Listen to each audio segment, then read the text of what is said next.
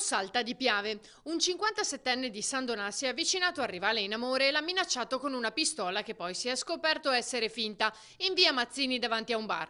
Devi stare lontano da lei, gli avrebbe detto tenendo in mano l'arma, sotto gli occhi impietriti dei passanti, alcuni dei quali sono anche scappati. I due si sarebbero dati appuntamento, sono volate poi parole grosse e il 57enne se n'è andato.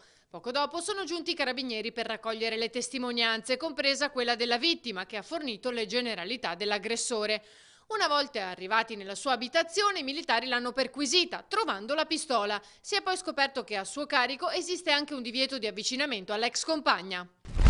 Tessera, atterraggio d'emergenza all'aeroporto Marco Polo per la segnalazione da parte del pilota di un aereo della British Airways di fumo in cabina di pilotaggio. Il velivolo, decollato da Dubrovnik, era diretto a Londra, ma si è dovuto fermare prima. A bordo 140 passeggeri più i membri dell'equipaggio. Subito è stata attivata la procedura di local stand-by con l'intervento dei sanitari del 118, forze dell'ordine e vigili del fuoco.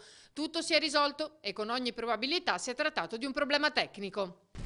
Mirano, danni ingenti in via Don Orione. Il camionista di nazionalità bulgara ha sbagliato strada in zona Graticolato Romano nonostante il divieto ed è caduto nel fosso facendo cedere argine e asfalto. La cabina di guida si è ribaltata sulla parte sinistra, trainando parte del cassone fuori dalla carreggiata. Immediato l'intervento dei soccorsi chiamati dai residenti. Le operazioni di recupero del mezzo sono durate parecchie ore. Difficile soprattutto dal punto di vista logistico recuperare il camion con due autogru, sanzionato pesantemente il camionista.